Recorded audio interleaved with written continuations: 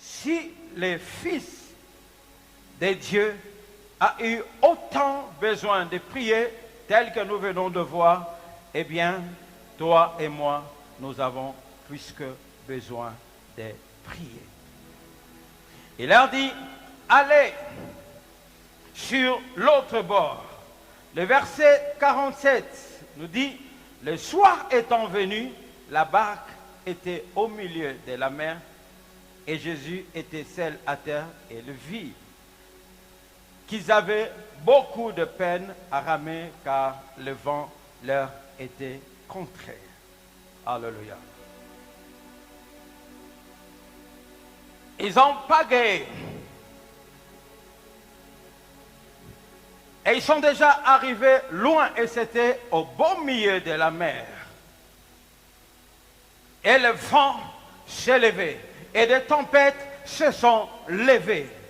Et il est donné une précision ici, le vent était contraire, la tempête était contraire, contraire à la direction où ils étaient appelés à aller. Le Seigneur leur a dit, allez à l'autre bord. Et le vent qui soufflait de l'autre bord pour le ramener à la case du départ, pour qu'ils aillent nulle part. Alléluia. Nous voyons ici comme un vent de situations, un vent de choses de toutes sortes qui peut s'élever parce que dans ce vent, on peut voir tout obstacle, toutes sortes d'obstacles qui sont contraires à la foi. Toutes sortes d'obstacles qui sont contraires à la volonté de Dieu, à ce que Dieu nous a appelés de faire. Ils étaient appelés à aller à l'autre bord, mais le vent qui soufflait pour qu'ils ne puissent pas atteindre l'autre bord. La Bible dit, le vent était contraire à la prière, des choses, des situations qui s'élèvent pour embrouiller, pour distraire.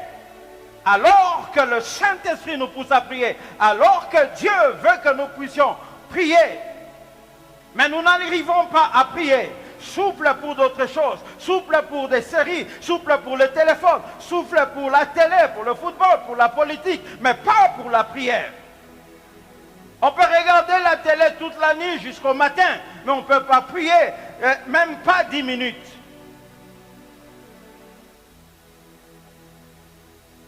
Lorsqu'il s'agit de venir à l'église, c'est lourd. Il y a des visiteurs, il y a des situations. Ah, j'ai ça comme un mot de tête. Ah, je me sens un peu fatigué. Mais pourquoi cela? C'est seulement par rapport aux choses, à là où Dieu t'attend, là où Dieu veut que tu sois là pour être branché, pour être chargé, pour que ta batterie soit chargée. Alléluia. Tout obstacle, toute situation contraire à notre vie, à notre destinée, à notre héritage, à notre bénédiction, à notre mariage, à notre travail, à notre santé, à tes projets, à tes études, à ta famille, à tes enfants, à leurs études, à leur santé, à leur développement. Toute situation contraire à cela, contraire à ton ministère, contraire à ton église, ce sont des vents contraires. Alléluia. Ce qui est bien, c'est lorsque nous marchons avec le Seigneur. Des situations contraires, des vents contraires, des ennemis, des contradictions, nous en connaîtrons. On peut vaincre telle situation, il y aura encore un autre vent qui s'élèvera. Alléluia.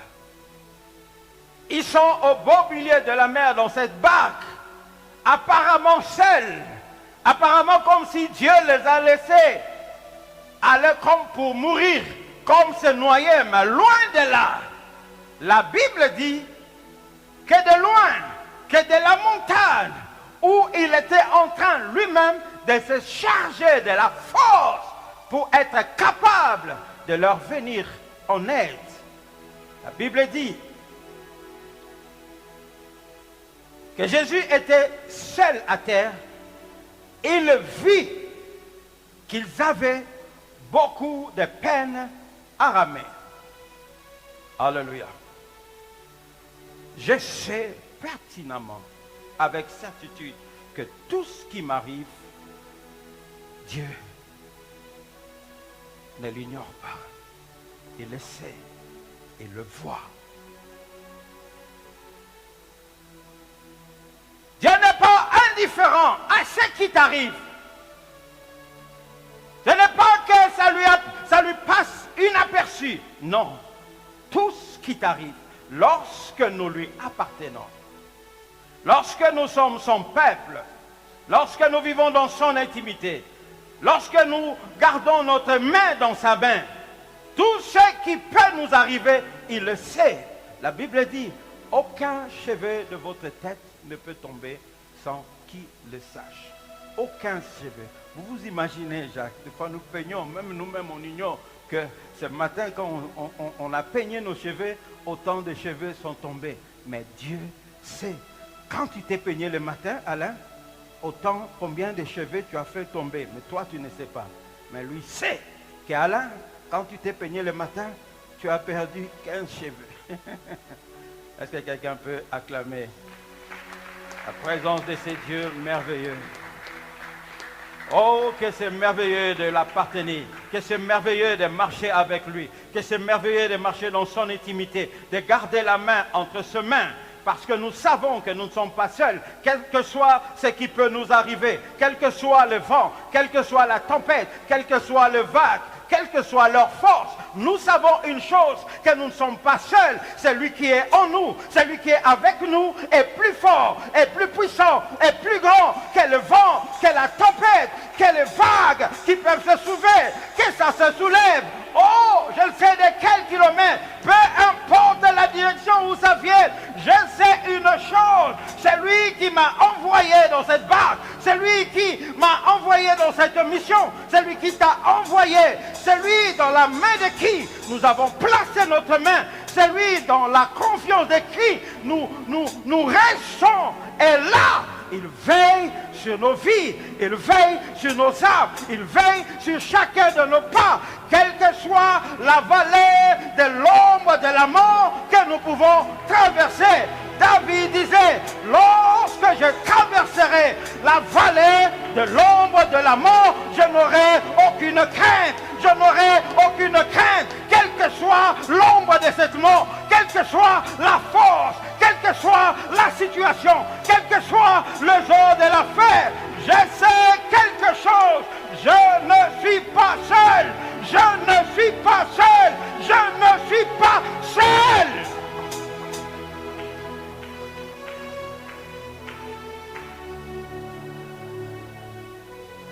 Il vit que tu as difficile à payer les minafales, difficile à manger, difficile à rester en bonne santé, difficile à maintenir ton mariage, difficile à te faire comprendre, à rester dans l'entente avec ton mari.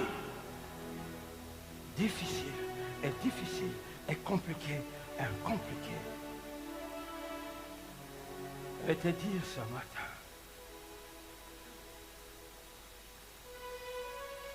que celui qui marche avec Dieu n'est jamais seul. Quel que soit le combat, quel que soit le nombre d'adversités, quel que soit le nombre de personnes qui sont contre toi, qui militent, qui travaillent contre toi, peu importe le domaine, qui travaillent contre toi, dans ton mariage, qui travaillent contre toi, par rapport à ton travail, qui travaillent contre toi, par rapport à des projets, à des ambitions, où les choses sont favorables pour toi, peu importe le nombre des ennemis, celui qui marche avec Dieu n'est pas seul. Il est en plus grand nombre que ses adversaires, que ceux-là qui combattent contre toi. Alléluia. Jacques dit, je n'ai jamais peur de rien dans la vie. Jamais peur de rien, de rien.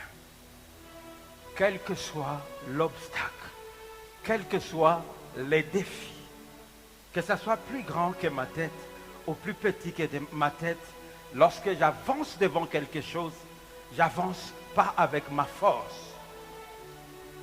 Mais j'y vais avec la force de celui qui m'a appelé. Il a une longueur de plus à la petitesse de ma main. Il a une force de plus à la petitesse, aux limites de ma force, de ma capacité, de mes moyens, de ce que je suis capable de faire par moi-même, capable ou incapable. Mais je ne m'appuie pas sur moi-même, je ne m'appuie pas sur mon intelligence, je ne m'appuie pas sur mon argent, sur ce que j'ai dans la poche, mais je m'appuie sur celui qui est plus grand que ma main, plus grand que ma force, plus grand que ma poche, plus grand que mon intelligence.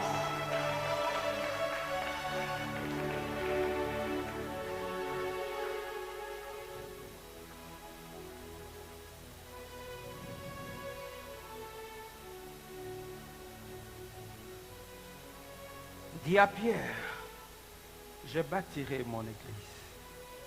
Lorsque le Seigneur parle de l'église, il parle de chacun de nous. Il parle de toi.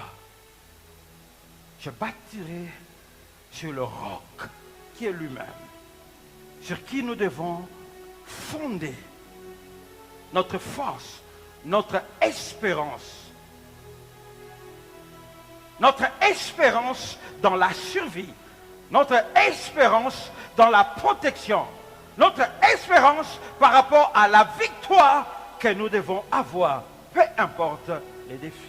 Je vais vous dire quelque chose. Le défi de cette église est un petit défi. Je parlais avec ma femme. Je lui dis, t'inquiète pas. De tes yeux, tu verras ce qui se passera ici. De tes yeux. Pour nous prions un Dieu mort. Pour nous prions un Dieu vivant. Et je ris même quand je parle de ça. Alléluia.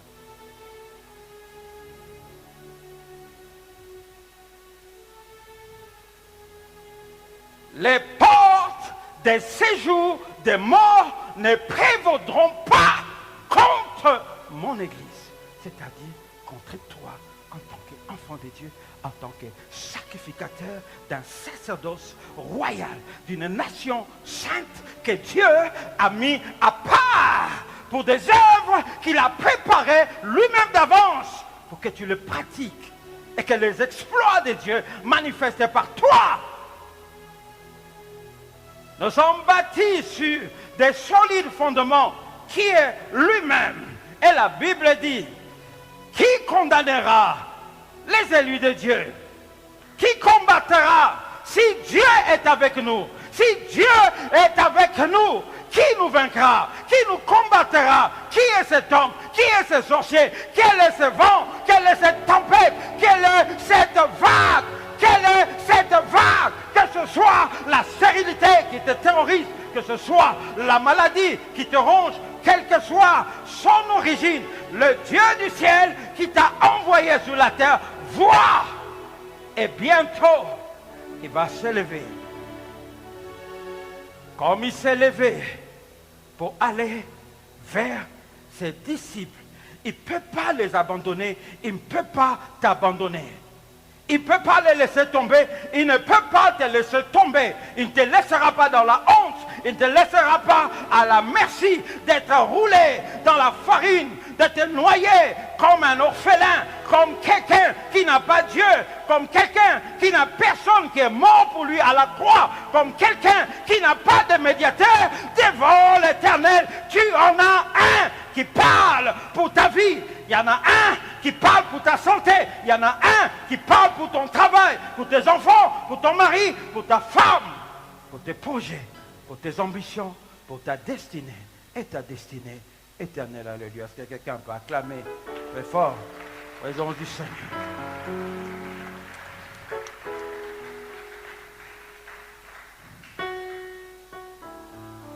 Et lorsqu'il a vu que la difficulté était énorme, ça dépassait la capacité de ses disciples. C'est ce que nous pouvons faire. Ce qui est à notre capacité, Dieu ne fera rien. Mais quand il a vu qu'ils avaient de plus en plus de difficultés pour avancer, parce que ce n'était pas innocent, il y avait quelque chose qui s'interposait, il y avait un vent, il y avait une opposition, il y avait quelque chose de contraire par rapport à sa volonté pour toi, par rapport à son projet, par rapport à sa mission pour toi.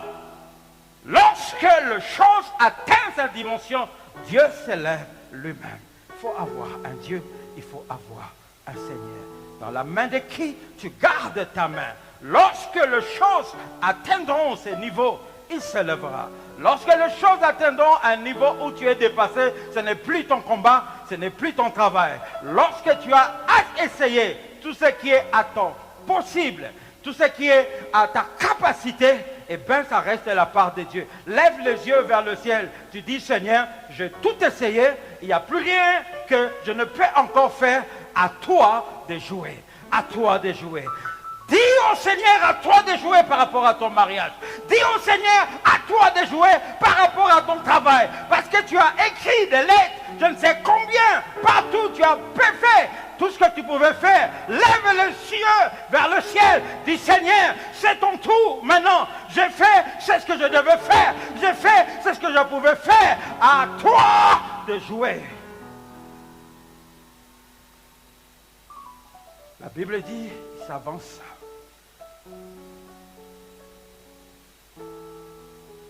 C'est merveilleux de servir, de marcher avec un Seigneur comme ça. Waouh! Parce que les choses étaient terribles. Il n'y avait pas le temps de chercher une autre barque, il n'y en avait pas. À cette heure-là, il n'y en avait pas. Et il doit arriver, absolument arriver. Qu'il y ait un moyen ou pas, qu'il y ait une barque ou pas, mais lorsqu'il s'agit de venir au secours des siens qui sont à bout de leur force, qui sont à bout de leurs moyens, qui sont au péril de leur vie, il n'a pas besoin de barque. Il a frayé son chemin, marchant sur l'eau. Marcher sur l'eau. Vous savez, il y avait une double nature dans le Seigneur. Il était 100% homme, il était 100% Dieu. Et les deux natures se swappaient de temps en temps. Et de temps en temps, dans ses dires, quand il parlait, il se mettait dans la peau de Dieu. Lorsqu'il parle à ces Juifs, lorsqu'il lui parlait d'Abraham, il leur dit qu'Abraham a vu mes jours, il se réjouit. Et je vous dis, avant qu'Abraham soit, je suis. C'était toujours la même personne qui parlait. Mais là, c'était dans l'autre nature. De son omniprésence.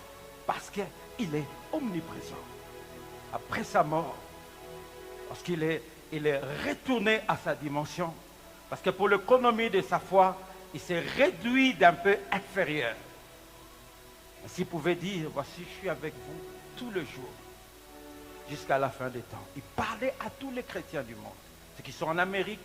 Et c'était une réalité qui n'était pas seulement valable avec les disciples, mais qui est valable avec nous. Il savait ce qu'il disait. Il savait que l'Église allait s'étendre, parce que lui-même, il disait, allez prêcher la bonne nouvelle jusqu'aux extrémités de la terre. Il y aurait des chrétiens partout jusqu'aux extrémités de la terre, mais il leur dit, je suis avec vous. Pour parler de son omniprésence. Dieu, en ses attributs, est omniprésent. Et dans l'omniprésence, il y a deux dimensions, de l'immanence et de la transcendance. Il est immanent, c'est-à-dire que sa présence est partout, dans tout être, en toi, en moi, de façon générale. Et il y a une dimension de la transcendance, une dimension du siège, de sa gloire, de sa majesté, qui est inaccessible, une lumière inaccessible, que ni l'homme ne peut accéder. Alléluia. Dans sa nature, dans sa divinité, il est tout puissant. Lorsqu'on parle de sa tout-puissance, de la toute-puissance, on parle d'un être dont la dimension de la réalité défie les lois de la nature. Il y a la nature dans chaque être. La nature des oiseaux, ils peuvent voler. dans les airs. Les poissons, ils peuvent vivre dans l'eau. Un homme ne peut pas vivre dans l'eau. Ce n'est pas sa nature, n'est-ce pas? Dans la nature de l'homme, un homme peut courir, un homme peut marcher, un homme ne peut pas voler. Un homme peut marcher sur la terre, sur du solide, mais un homme ne peut pas marcher sur l'eau. Et lorsque nous voyons le Seigneur venir au secours des siens marchant sur l'eau, c'était d'abord pour leur donner l'assurance, mais apparemment la dose était un peu exagérée, parce qu'ils ne l'ont pas reconnu. Ils n'ont pas reconnu cette dimension en lui. C'est ainsi qu'ils ont cru qu'ils avaient affaire à un fantôme, à un démon. Et ils ont vu que ça ne peut pas être lui. Ça, ce n'est pas un humain. Malheureusement, ils ont pensé à des esprits, alors qu'il y a plus que les démons qui sont petits. Alléluia. Il est venu marchant sur l'eau, comme marchant sur l'avenir Ariel. Mais c'était sur l'eau qu'il marchait.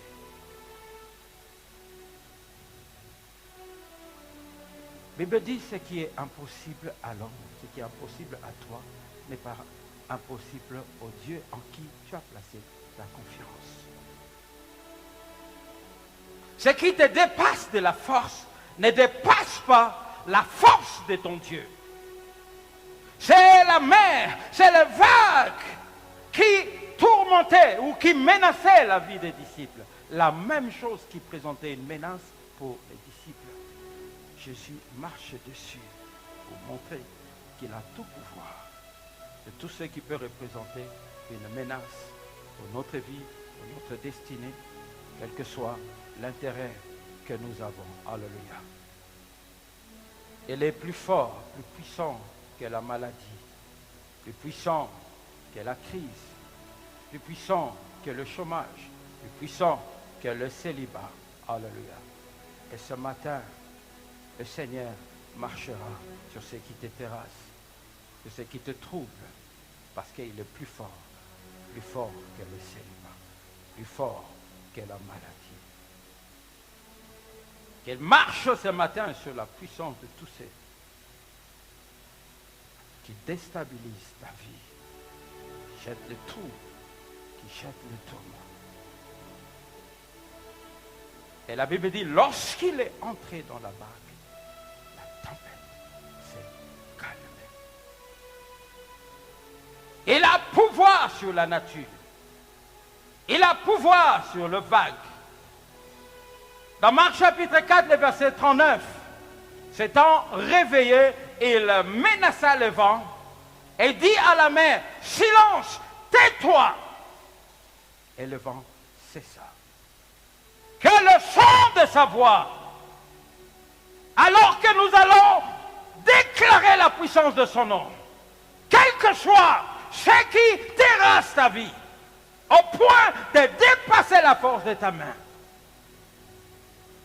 que la puissance qu'il a libérée ces jours-là contre le vent et la tempête qui s'est calmée, qui s'est domptée, qui s'est mis à genoux, visite ta vie ce matin. Que Dieu bénisse sa parole. Nous sommes debout. Nous allons déclarer la puissance de Dieu. Donnez-moi juste une musique douce. Nous avons nos mains levées.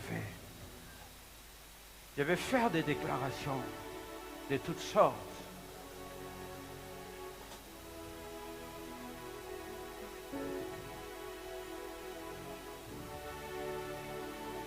Crois que Jésus est présent, Seigneur. Et il est là, pour toi, pour venir au secours de ta vie. Quelles que soient les vagues qui souffrent dans ta vie, je ne te connais pas, je ne connais pas les circonstances de ta vie. Mais le Dieu que nous prions à ces lieux te connaît. Et c'est lui qui t'a fixé ce rendez-vous ce matin. Au nom de Jésus de Nazareth.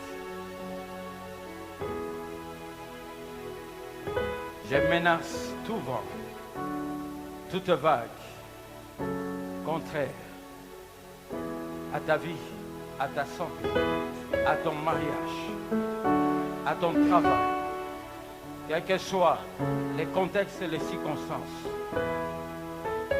quel que soit le nombre de personnes mobilisées pour que tu perdes ces postes, tu perdes ce travail. Le ciel est ouvert sur toi. Autant que le Seigneur est descendu marchant sur le eau pour venir au secours de ses disciples, aujourd'hui, c'est vers toi que le Seigneur arrive. Vois-le venir à ton secours. Vois ta misère. Vois ce qui te tourmente. Vois ce qui te trouble. Laisse la grâce de Dieu te localiser. Laisse que la grâce de Dieu ce matin puisse te localiser. Trouver le chemin de ta vie. Au nom de Jésus de Nazareth, je libère la puissance du nom de Jésus qui a menacé le vent et la tempête et qui s'est calmé pour laisser libre, pour laisser vivre les disciples. Sois visité par la puissance du nom de Jésus et reçois son secours. Et reçois son secours. Que le vent et la tempête s'arrêtent dans ta vie. Je commande à toute puissance des maladies qui te terrassent au nom de Jésus. Ce qui est impossible à toi n'est pas impossible à Dieu. Reçois la guérison dans le nom de Jésus maintenant. Sois guéri de ta maladie. J'ai détruit depuis la racine au nom de Jésus, quelle que soit la source, quelle que soit l'origine. Je commande à tout vent de malédiction, à tout vent d'envoûtement qui s'est levé pour jeter le trouble dans votre famille. Au nom de Jésus de Nazareth, je commande à toute puissance de chômage de lâcher prise. J'ouvre la porte de travail dans ta vie. Et le Seigneur, du haut de la montagne, autant qu'il est venu en aide à ses disciples, à bout de leur force dans cette barque, incapables, parce que la Bible déclare, le Seigneur a vu qu'ils étaient incapables, que le Seigneur voit que tu es à bout de tes forces, par rapport à ce que tu vises, par rapport au travail, par rapport à ta volonté de changer les situations, le cours, le contexte de ta vie qui expose même ton foyer. Au nom de Jésus, que le ciel soit ouvert sur toi. Reçois la grâce de Dieu, afin que tu saches qu'il y a un Dieu qui est vivant en ces lieux. Il vient à ton secours, afin que ce vent cesse, cette tempête cesse, qu'un jour nouveau, un jour d'espérance, un jour de gloire, un jour de joie. Je commande à toutes les portes qui se ferment devant toi. On annonce des opportunités, mais ça ne marche jamais pour toi. On annonce des portes ouvertes, mais devant toi, ça se ferme. Éternel Dieu des armées, Dieu du ciel. Éternel Dieu des armées, Dieu du ciel. Du haut de ton trône, jette le regard au milieu de cette assemblée et localise, Seigneur, mon frère, et localise ma sœur, j'ordonne que la grâce, ce don parfait, cette grâce excellente qui vient d'en haut, d'auprès de toi, le Père de lumière, en qui il n'y a pas de changement, ni aucun nombre de variations, ni aucun nombre de variations. Laisse, oh Dieu, que le ciel soit ouvert et que ta grâce visite quelqu'un. Et que ta grâce visite ma soeur. Et que ta grâce visite mon papa. Et que ta grâce visite cette maman. Au nom de Jésus de Nazareth. Recevez la faveur. Recevez la victoire contre tes adversaires.